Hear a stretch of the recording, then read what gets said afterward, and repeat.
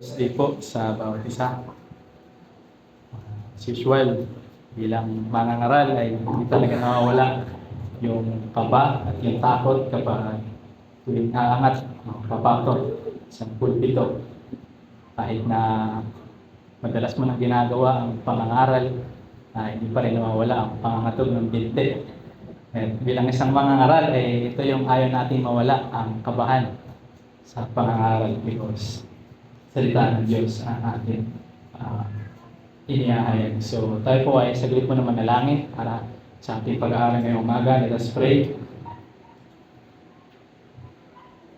Parilan namin Diyos, manaming banal na sa langit, Panginoon. Salamat po sa umagang ito, sa araw na ito, Panginoon, sa araw ng linggo, Panginoon, na muli po kami pinagkaloob sa aming Panginoon ng mga naririto. Salamat o Diyos sa isang linggong nagdaan, ang iyong pag-iingat, providensya, mga pagpapala, Panginoon. Walang anumang nangyari sa amin na hindi kaaya-aya. Pinagkaloob po kami ng aming pangangailangan, Panginoon. Ngayon, araw na ito, araw na linggo, Panginoon, ay may pagkakataon po muli kami na lumapit sa iyo. Trono ng awat biyaya, Panginoon, at makapakinig ng iyong mga salita, Panginoon. Kaya dito pa lang, O Diyos, ay nararapat kang purihin at patuloy na dapat kang purihin, Panginoon, dahil sa mga kaligtasan na nasa namin sa gawa ng aming Panginoong Jesus. Kaya Diyos, sa aming paglapit sa iyo ngayong umaga, we ask and pray yung kapatawaran ng aming mga nagawang kasalanan sa iyong harapan, aming mga inisip, sinabi, binuwa, na hindi ka nalugod at alwalhati, Panginoon. Forgive us, Lord, and cleanse us from our sins. And as we come before your word, we ask na maging gracious ka sa amin.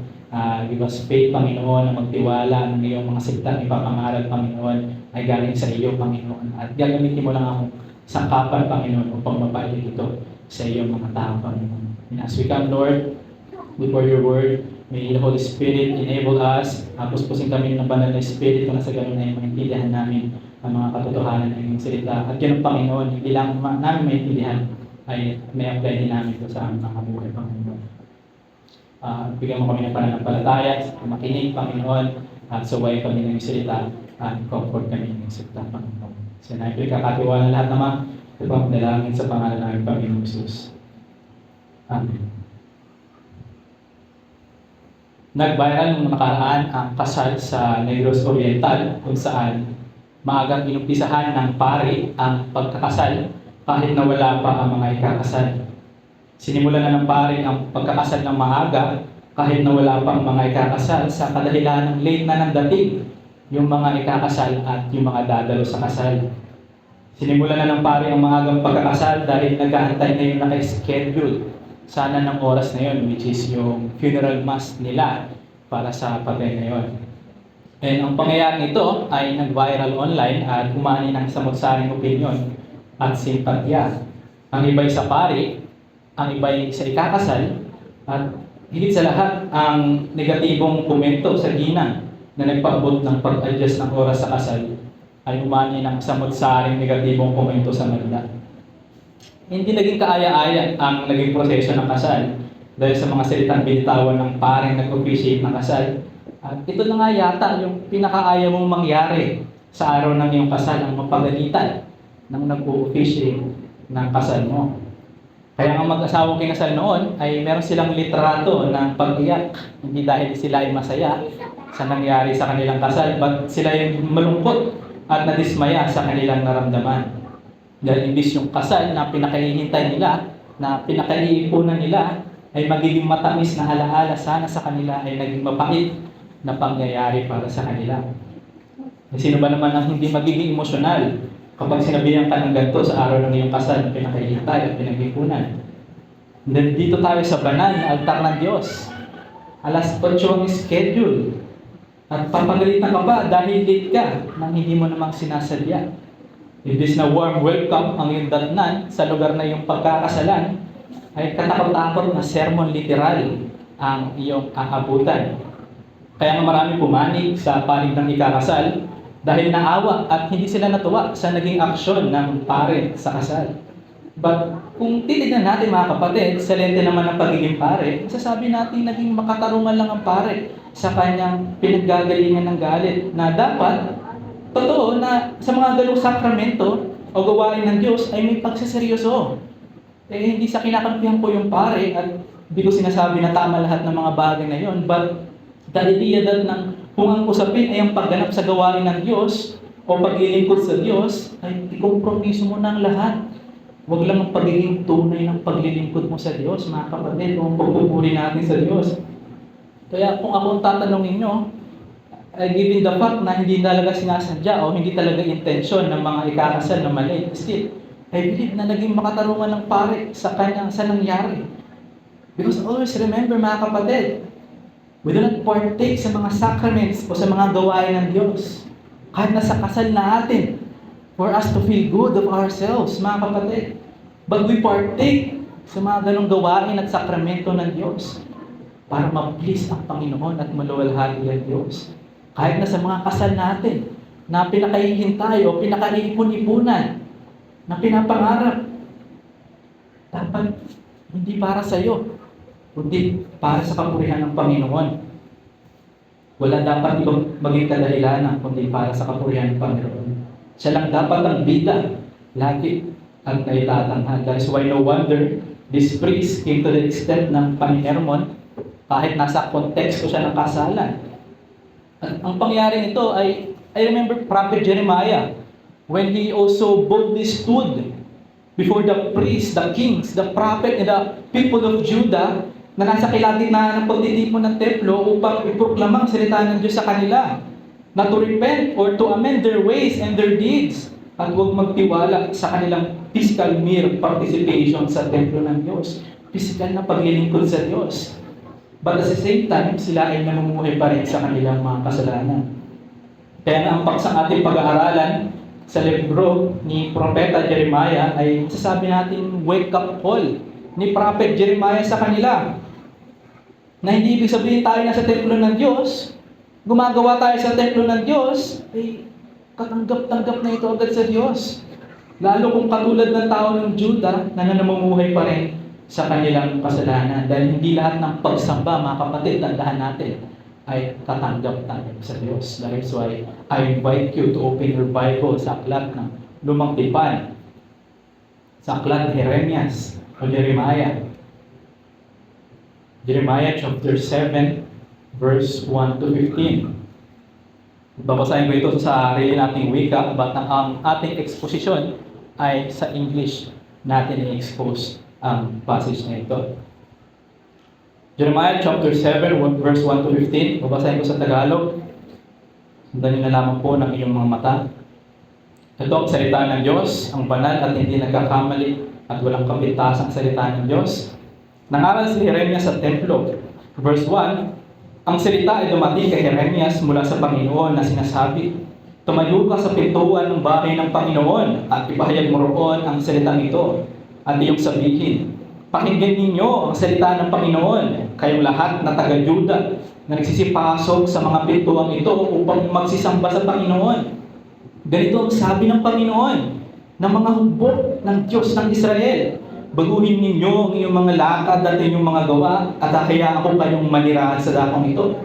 Huwag kayong magtiwala sa mapandayang mga salita na sinasabi, ito ang templo ng Panginoon, ang templo ng Panginoon, ang templo ng Panginoon.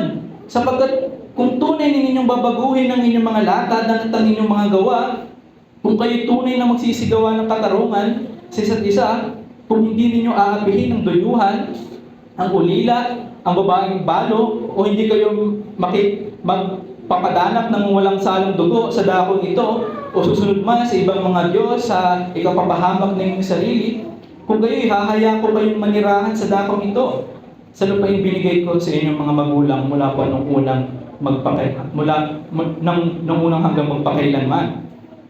Narito kayo nagtitiwala sa mga mapandayang salita na hindi mapapakinabangan. Kayo ba'y magnanakaw, papatay, mga ngalunya at susumpa ng kasinungalingan at magsusunog ng insenso kay Baal at magsisisunod sa ibang mga Diyos na hindi nyo nakikilala? At pagkatapos ay magsisiparito at magsisatayo sa harapan ko sa bahay na ito at tinatawag ang aking pangalan na magsasabi, kami ay ligtas upang magpatuloy lamang sa paggawa ng lahat ng karumalduman na ito. Ang bahay bang ito na tinatawag ng aking pangalan ay naging yungib ng mga tulisan ng inyong mga mata narito ako mismo ang nakakakita nito, sabi ng Panginoon. Magsiparong kayo ngayong sa aking lugar na dati nasa Shiloh, na doon ko pinatira ang aking pangalan ng una. At inyong tignan kung anong aking ginawa roon dahil sa kasamaan ng aking bayan Israel.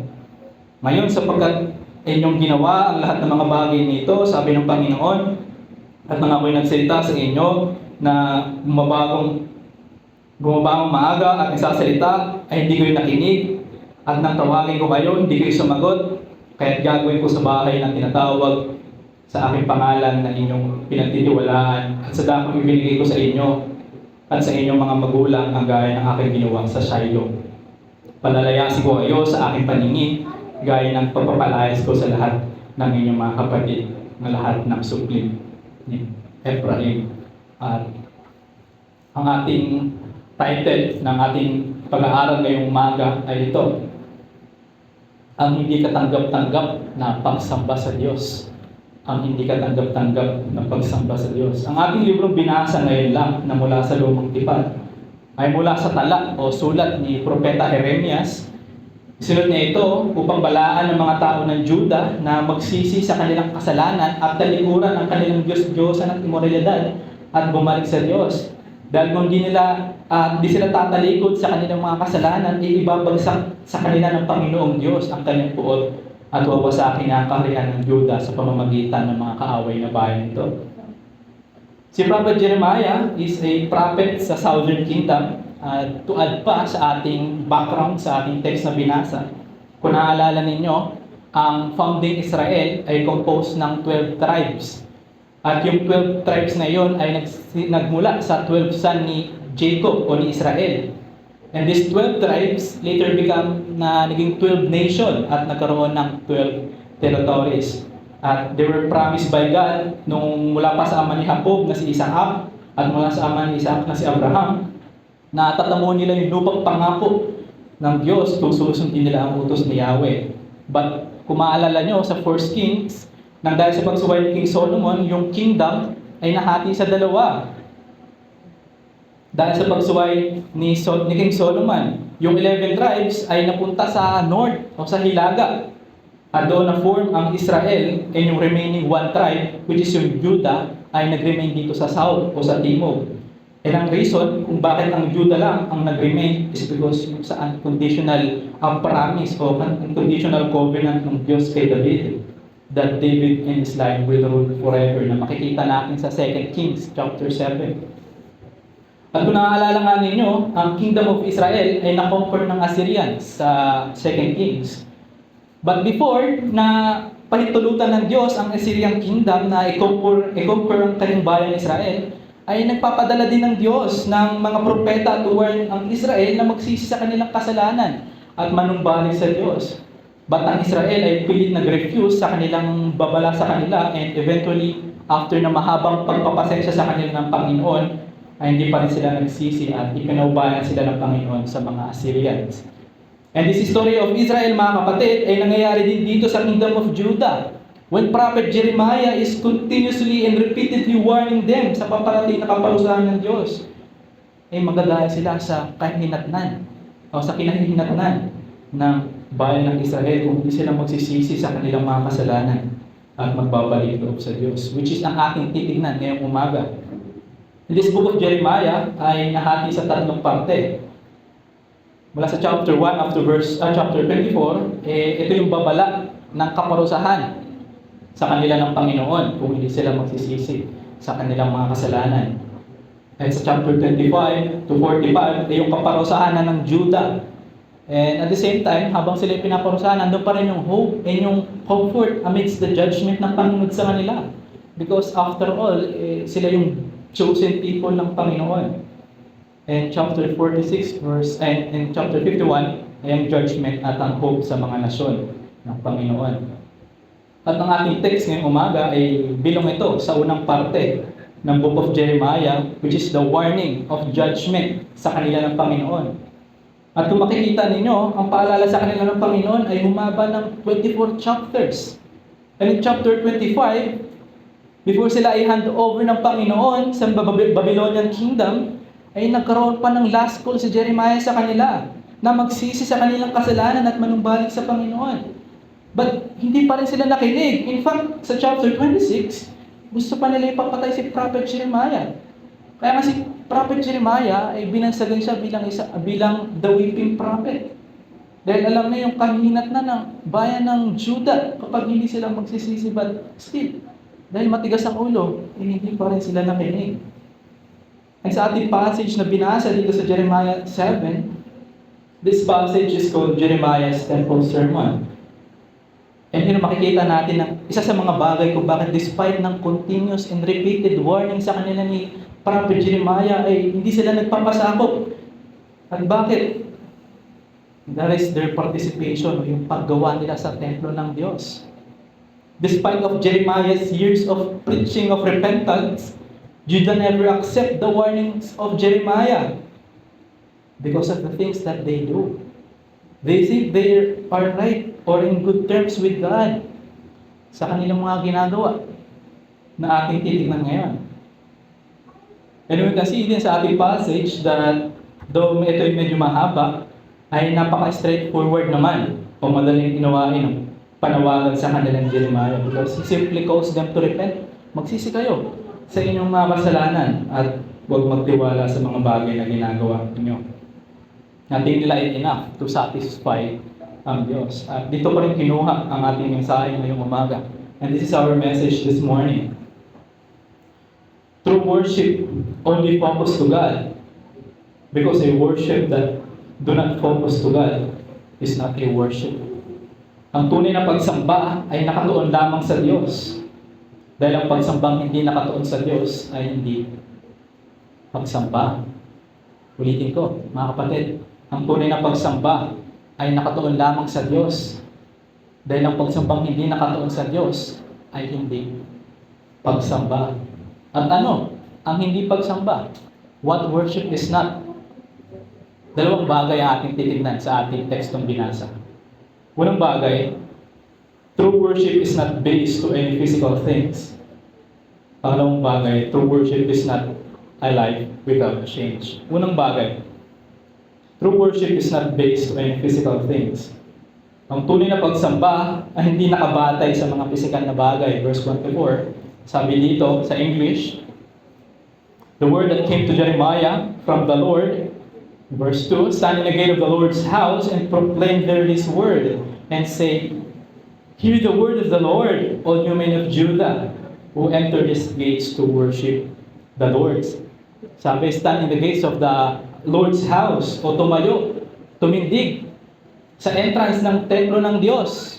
May mga komentaryo na nagsabi na event na ito, na proklamasyon ni Jeremiah sa templo, ay nangyari at Festival Day, kung saan maraming tao. Maybe Passover or Feast of Tabernacle. Basta ito yung Festival Day kung saan maraming tao ang pupunta sa templo para sumamba sa Diyos. And take note, ang passage na binasa natin ay isinisigaw ito ni Jeremiah habang papasok ang mga tao sa templo ng Diyos. Isinisigaw niya ito before the priests, the kings, and other prophet and all the people of Judah because of their corruptedness sa kanilang pag-iisip. So masasabi natin na ang ginagawa dito ni Prophet Jeremiah ay bold proclamation ng repentance. Bold proclamation ng repentance. Sabi ba dito, stand in the gate of the Lord's house. Ang Lord's house dito, sa ating present age, ay malihan tulad natin sa professing church today. O sa mga professing Christian ngayon.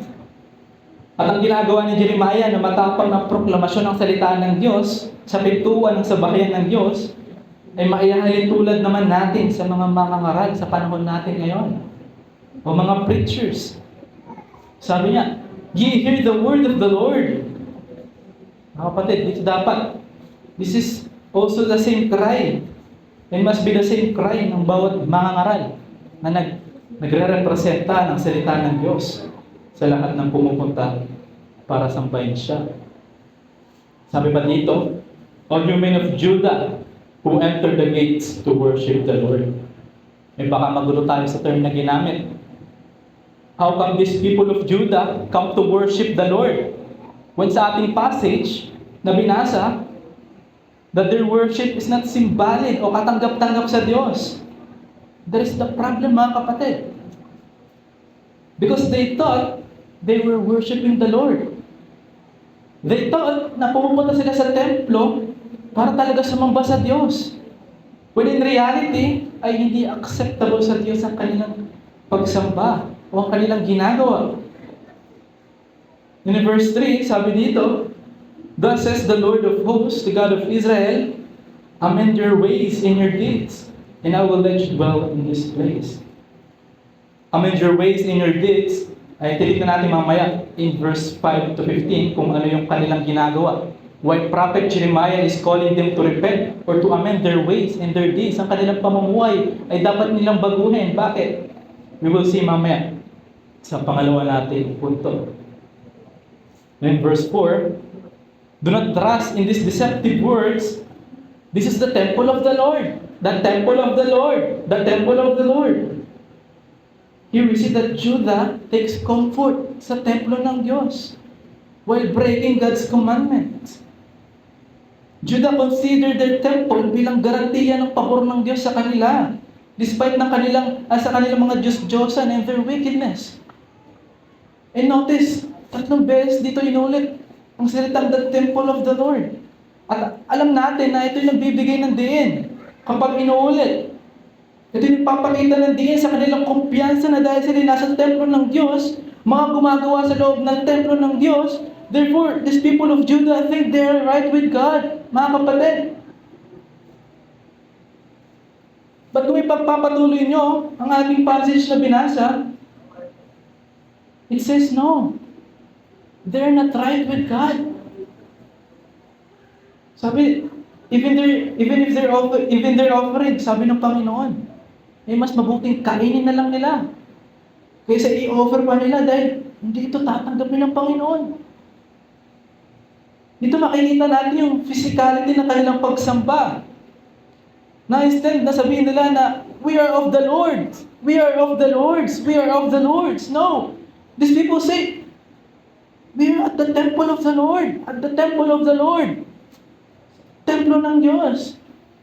These people of Judah proudly says that they are at the temple of the Lord. Nothing nila ay enough na. Dahil nagagampanan naman nila ang mga duty nila. Babala ito sa atin, mga kapatid. May hamon ito sa atin. Dahil wala na ngayong magsasabi na siya'y nasa templo ng Panginoon. I am at the temple of the Lord. Still, it is no difference sa ating panahon when we say, I am at the church. Oh, I go to church. I go to church. I go to church. Kahit ipagdiinan mo pa yan. Ito'y paalala at hamon sa atin na baka meron pa sa atin dito na nakasandal ng kanyang pag-asa sa mga bagay na ginagawa niya. Sa mga pagdalo natin dito, sa ating bahay-sambahan linggo-linggo, o dahil nakikiisa tayo sa gawain ng iglesia nito, o dahil gumaganap naman tayo ng mga ministeryong ipinakatiwala sa atin ng Diyos. Baka diyan pa nakasandal ang ating mga pag-aasa. Ito'y hamon sa atin na huwag natin isandal ang ating pag-asa sa pisikal na bagay na yan, o sa pisikal na anyo ng pagpupuri sa Diyos. Dahil hindi dyan napiplis ang Diyos, mga kapatid. Ano mang form ng physicality ng worship yan? If it is physical, then the Lord is not pleased with it, mga kapatid. Huwag mo isandal dyan ang iyong pag-asa dahil hindi dyan napiplis ang Diyos. Bagkos isandal mo ang iyong pag-asa kay Kristo. Dahil kay Kristo lang nalulugod ang Diyos.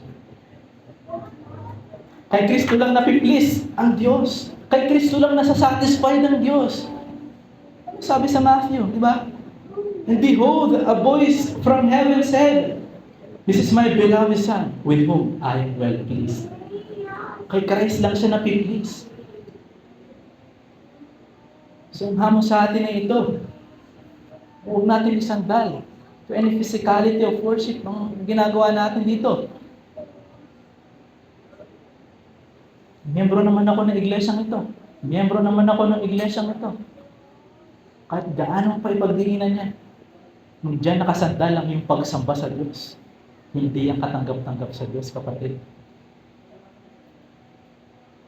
This is the problem of many people nowadays. They think that pag pumunta ka sa simbahan, nawo-worship ko ng Panginoon. Miyembro ako ng isang iglesia, therefore nawo-worship ko ng Panginoon, nasasamba ko ng Panginoon. But the scripture is clear. Kung yung pagsamba ay nakabatay sa anumang inanyo ang lupa dito sa lupang ito, then the Lord is not pleased with it. Even if you say you are at the temple or at the church ng Panginoon, it is true. May element sa atin, mga kapatid. Pangalawang bagay, true worship is not a life without change. Ang tunay na pagsamba ay hindi buhay na walang nagbago. Ang tunay na pagsamba ay hindi buhay na walang nabago. Verse 5 to 7, sabi dito, "For if you truly amend your ways and your deeds, if you truly execute justice one with another, if you do not oppress the sojourner, the fatherless, or the widow, or shed innocent blood in his place, and if you do not go after other gods to your own heart, then I will let you dwell in this place, in the land that I gave to your old fathers forever." Here we see yung post sa kanila ni Prophet Jeremiah, na in verse 3, na to amend their ways and their deeds, na sila ay mag-repent, and yung promise na magre-remain sila sa land if they repent at susunod sa utos sa kanila ng Diyos.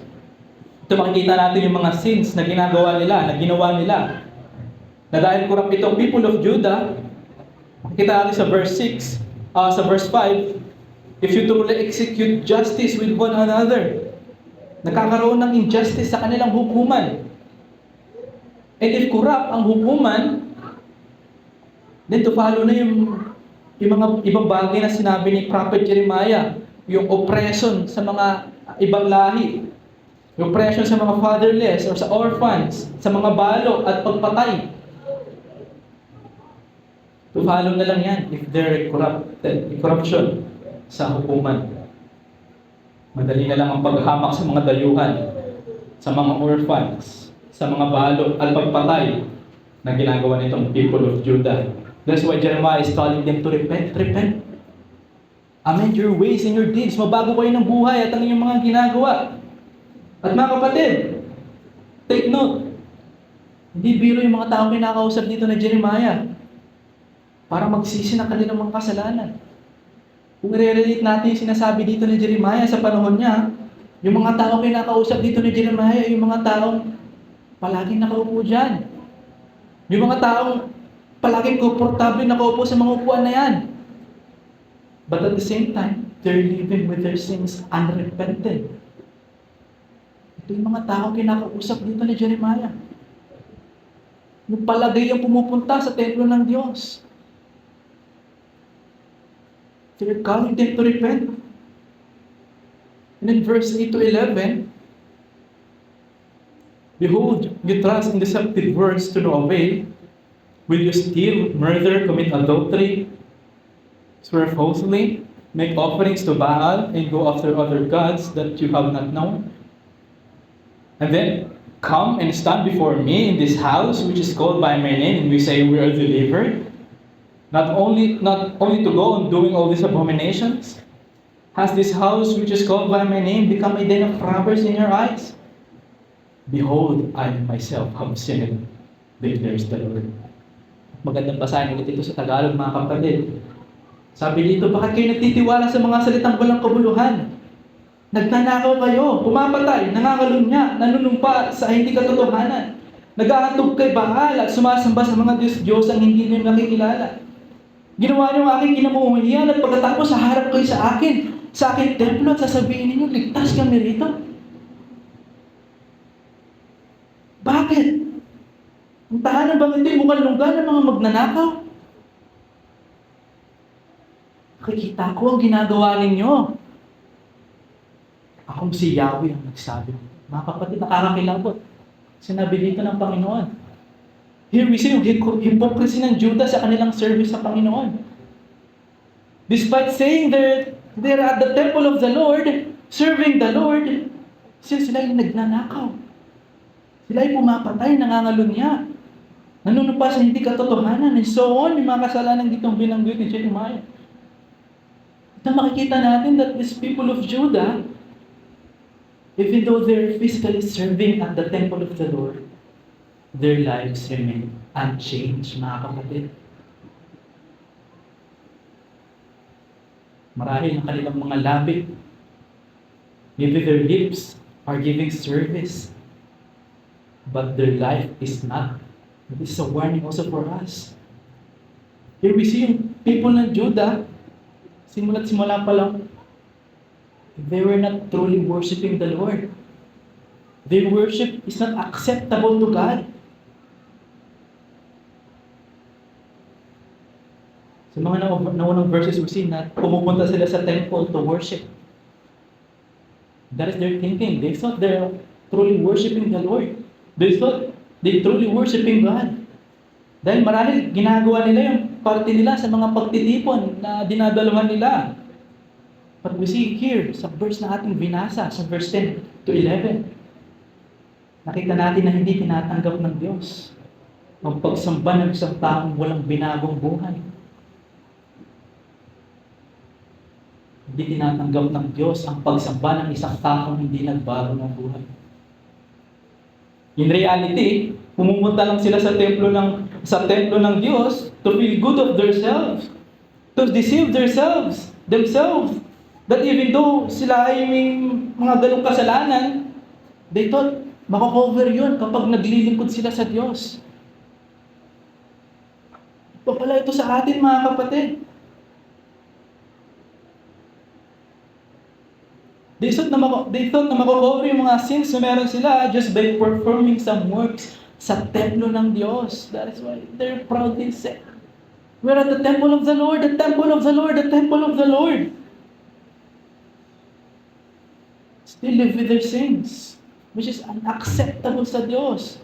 Mga kapatid, because that is not true definition of worship o pagsamba sa Diyos. Mas lagi natin tandaan, mga kapatid, worship is fundamentally not about man. Dito sa tao nakafocus. Worship is not for us to feel good of ourselves or to stir our emotion. True worship is fundamentally about God. For the joy of God. Para sa kasiyahan ng Diyos. For the pleasure of God. For the satisfaction of God. True worship is God being pleased, mga kapatid. And not to feel good of ourselves, which is the problem of the many today. They come to church because they want to feel good of themselves. They want to stir off yung mga emosyon nila, which is unacceptable sa Diyos. At seryoso ako, mga kapatid.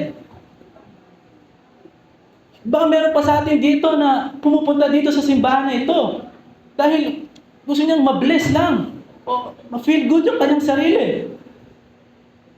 Mga kapatid, sinasabi sa atin na salita ng Diyos, that is unacceptable. Ang pagsamba mong ganyan na hindi ka tanggap-tanggap sa Diyos. True worship is God being pleased, not you and me. Mga kapatid,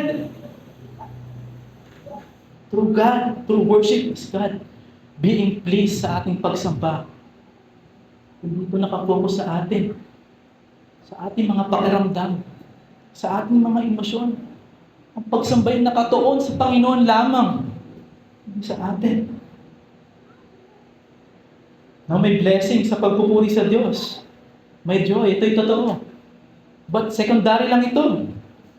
Because the primary ng aim ng worship is to please God. And yung joy na nararamdaman natin ay hindi pa ito constant. Hindi pa ito palagian. There will come a time that you don't feel like worshiping today. Ayoko mag-worship muna ngayon. Di ko alam kung bakit, basta ayaw ko lang. But lagi natin tandaan, mga kapatid, worship, ang pagpupuri sa Diyos, is not based on our feelings. But true worship is seeking to please God. We are here to please God sa mga ginagawa natin. Ano ang aim natin? Napiplease ba natin ang Diyos? That is worship. So ang tanong, are we seeking to please God in our worship sa ating pagsamba? Yun ba yung aim natin? Hindi ka na lang pupunta dito basta na-bless o gampanan ng iyong responsibilidad. But to please God. And if our aim is to please God, why late? Bakit ka na lilate sa pagdalo? Why compromise Sunday? Bakit may kinukompromiso ang araw ng linggo? Kung ang ating pagsamba ay ibig sabihin sa madaling salita, ay i-please ang Diyos para na nalulugod siya. Why late? Why compromise Sunday? And why there is unchanged life? Bakit walang binagong buhay? In verse 12 to 15, go now to my place that was in Shiloh, where I made my name dwell at first. You see what I did to it because of the evil of my people Israel. And now, because you have done all these things, declares the Lord, and when I spoke to you persistently, you did not listen. And when I called you, you did not answer. Therefore, I will do to the house that is called by my name, in which you trust, to the place that I give to you, to your fathers, as I did in Shiloh, and I will cast you out of my sight, as I cast all your kinsmen, all the offspring of Ephraim. Yung sinabi ng Panginoon na that even though in Shiloh, kung maaalala niyo yung Shiloh, kung nasaan yung Ark of Covenant ng Panginoon sa Old Testament, I think ito yung nasa 1 Samuel, mula pa kay Moises, na covenant ng Panginoon kay Moises, ay kanyang ibinigay sa kaaway dahil sa mga kasalanan ng anak ni Eli, na corrupted priest. Doon may promise doon, mula pa kay Moises, still kanyang hinand over yung Ark of Covenant na yon dahil nagpatuloy sa pagkakasala ang ibang kanyang bayan at hindi ito nagsisi. Dito inaalis ng Panginoon sa atin yung anumang refuge na pwede nating puntahan. Because even though yung Ark of Covenant, na covenant niya pa kay Moises, ay kaya niyang ibigay sa kaaway, ito pinapakita ng Panginoon na saan tayo tatakbo. Saan tayo magtatago sa hatol ng Diyos? Wala. Kaya ang hamon sa atin ay ito. Katulad ng panawagan ni Propeta Jeremias sa bayan ng Juda, to amend our ways and our deeds. Amen. Repent. Basically, repent. Magbago tayo ng pamumuhay, ng gawain. Magsisi tayo sa ating mga kasalanan, mga kapatid.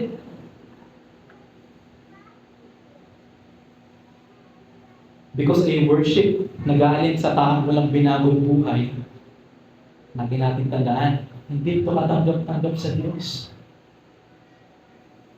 Because unless we repent, our worship is not worship if we are not changed.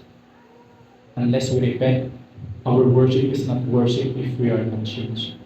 Now, baka sabihin nyo, sa akin naman ako matigas. Where in fact, this is a way chapter talaga mga kapatid. Mabigat talaga itong chapter na ito. Weighty talaga itong passage na ito. Because dito si Jeremiah, nananawagan sa kanila na to repent. And as he calls them to repent, he's not using any sweet words to comfort them. After all, ang tema ng librong ito ay repentance. Even me, nung binasa ko ito at nung pinag-aaralan ko ito, could say na offensive talaga itong truths na ito. Nabasa ko ito. At hindi lang ako yung pwedeng masaktan nung binasa ko ito. Binasa ko ang mga katotohanan ito. Hayaan niyong ibahagi ko ito sa inyo.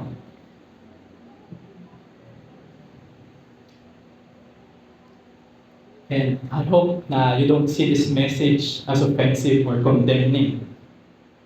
Because kung si Jeremiah mismo ang mga ngara sa atin ng mga talatang ito, I don't think, or I doubt na naiintindihan talaga natin ang word na offensive.